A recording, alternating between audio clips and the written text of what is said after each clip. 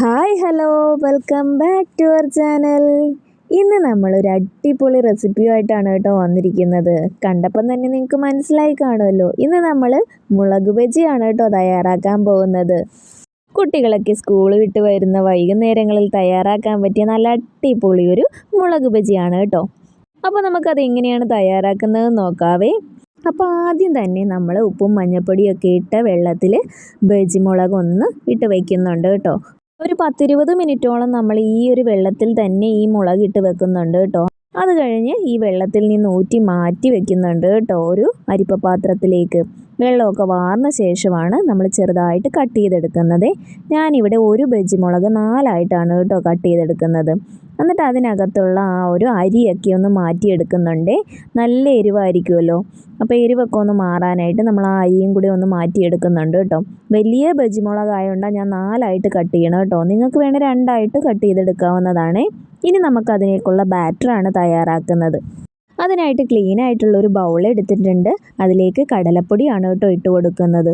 ഒരു 1/4 കപ്പും പിന്നെ ആ 1/4 കപ്പിൻ്റെ പകുതിയോളം കടലപ്പൊടി ചേർത്ത് കൊടുക്കുന്നുണ്ട്.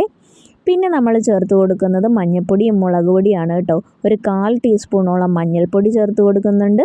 പിന്നെ കുരുമുളക് പൊടി ചേർത്ത് കൊടുക്കുന്നുണ്ട്. 1 ടീസ്പൂണോളം മുളക് പൊടിയും ഒരു 1/4 ടീസ്പൂണോളം കായപ്പൊടിയും ആവശ്യത്തിന് ഉപ്പ്, ഇഞ്ചി വെളുത്തുള്ളി നല്ല പേസ്റ്റ് പോലെ അരച്ചത്, പിന്നെ നമ്മൾ ആവശ്യത്തിനുള്ള വെള്ളവും ചേർത്ത് കൊടുക്കുന്നുണ്ട് കേട്ടോ. നമ്മൾ മുട്ട ബജി ഉണ്ടാക്കുമ്പോഴേക്കും ചെയ്തതുപോലെ തന്നെയാണ് കേട്ടോ നമ്മൾ ബാറ്റർ തയ്യാറാക്കിയിട്ടുള്ളത്. ഇനി അത് കട്ടകളൊന്നുമില്ലാതെ നമ്മൾ മിക്സ് ചെയ്തെടുക്കുന്നുണ്ട്. ഇപ്പോൾ നമ്മുടെ ബാറ്റർ ഇവിടെ റെഡി ആയിട്ടുണ്ട്. ഇനി നമ്മളൊരു പാൻ വെച്ച് കൊടുക്കുന്നുണ്ട് കേട്ടോ. ഓയിലാണ് നമ്മൾ വറുത്തെടുക്കുന്നത്. അപ്പോൾ അതിലേക്ക് ഓയിലും കൂടി ഒഴിച്ച് കൊടുക്കുന്നുണ്ട്. ഈ ഓയിൽ നന്നായിട്ട് ചൂടായി കഴിയുമ്പോഴാണ് നമ്മൾ ബജി അതിലേക്ക് ഇട്ട് കൊടുക്കുന്നത് കേട്ടോ. അപ്പോൾ നമ്മൾ കുറച്ച് ബജി എടുത്ത് നമ്മുടെ ബാറ്ററിൽ ഒന്ന് മുക്കി ഒന്ന് കോട്ട് ചെയ്തെടുക്കുന്നുണ്ട് കേട്ടോ. ആ നല്ല തിക്ക് ബാറ്റർ ആയതുകൊണ്ട് തന്നെ പെട്ടെന്ന് തന്നെ ആ ഒരു ബജി മുളകിലേക്ക് കോട്ട് ചെയ്യാനായിട്ട് നമുക്ക് പറ്റും കേട്ടോ. അപ്പോൾ നമ്മൾ ഒരു തവണ എന്തോരം ബജി മുളകാണോ നമ്മൾ ഇട്ട് കൊടുക്കുന്നത് അത് നമ്മൾ ആ ഒരു മാവിലേക്ക് ഇട്ട് കൊടുക്കുന്നുണ്ട്.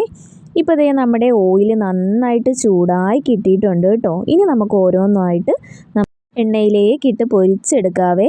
അപ്പോൾ കടലമാവൊക്കെ നല്ലതുപോലെ ഒന്ന് മൂത്ത് കിട്ടാനായിട്ട് നമ്മൾ ഇതിട്ട ശേഷം ഒന്ന് ലോ ഫ്ലെയിമിലാക്കി വെക്കുന്നുണ്ട് കേട്ടോ. അല്ലെങ്കിൽ പെട്ടെന്ന് അങ്ങ് ഡാർക്കൻ ചെയ്ത് പോവുകയും ചെയ്യും. പക്ഷേ നമ്മുടെ ബജി ഒന്നും നല്ലതുപോലെ വെന്ത് കിട്ടിയില്ല കേട്ടോ. അപ്പോൾ നമ്മൾ ലോ ഫ്ലെയിമിലിട്ട് കുറച്ച് നേരം ഒന്ന് കുക്ക് ചെയ്ത ശേഷം നമുക്ക് മറിച്ചിട്ട് കൊടുക്കാവേ. അങ്ങനെ 2 സൈഡും നല്ലതുപോലെ ഒന്ന് മൊരിഞ്ഞ് നല്ലപോലെ വെന്ത ശേഷം മാത്രം നമ്മൾ ആ എണ്ണയിൽ നിന്നൊന്ന് കോരി മാറ്റുന്നുണ്ട് കേട്ടോ. ഇപ്പോൾ ഇതേ നമ്മുടെ ബജി മുളക് റെഡി ആയിട്ടുണ്ട്. ഇനി നമ്മൾ ബാക്കിയുള്ള ബജി മുളകും കൂടി ഇതുപോലെ വറുത്തെടുക്കുന്നുണ്ട് കേട്ടോ. ആ ബാറ്ററിൽ മുക്കി പതിയെ ലോ ഫ്ലെയിമിലിട്ട് 2 സൈഡും മൊരിച്ച് മാറ്റി വയ്ക്കുന്നുണ്ട്. അങ്ങനെ ഇതേ നമ്മൾ എടുത്തു വെച്ചിരിക്കുന്ന ബജി മുളക് മുഴുവനായിട്ട് നമ്മൾ ബജി തയ്യാറാക്കി എടുക്കുന്നുണ്ട് കേട്ടോ. അങ്ങനെ കുട്ടികളുടെയൊക്കെ പ്രിയപ്പെട്ട മുളക് ബജി ഇവിടെ റെഡി ആയിട്ടുണ്ട് കേട്ടോ. നല്ല സിമ്പിളായിട്ടുള്ളൊരു റെസിപ്പിയാണല്ലോ. എല്ലാവരും ട്രൈ ചെയ്ത് നോക്കി കാണും. ഇതുപോലെ ഇതുവരെയും ട്രൈ ചെയ്ത് നോക്കിയിട്ടില്ലാത്തവരാണെങ്കിൽ ഉറപ്പായും ഒന്ന് ട്രൈ ചെയ്ത് നോക്കി കുട്ടികൾക്ക് കൊടുക്കാൻ മറക്കല്ലോ കേട്ടോ. കഴിഞ്ഞ ദിവസം നമ്മൾ വെറൈറ്റി ആയിട്ടുള്ള ഒരു മുട്ട ബജിയുടെ റെസിപ്പി ഇട്ടായിരുന്നു കേട്ടോ. വീഡിയോ കാണാത്തവർക്ക് ലിങ്ക് ഡിസ്ക്രിപ്ഷൻ ബോക്സിൽ കൊടുക്കാൻ, കാണാൻ മറക്കരുത് കേട്ടോ.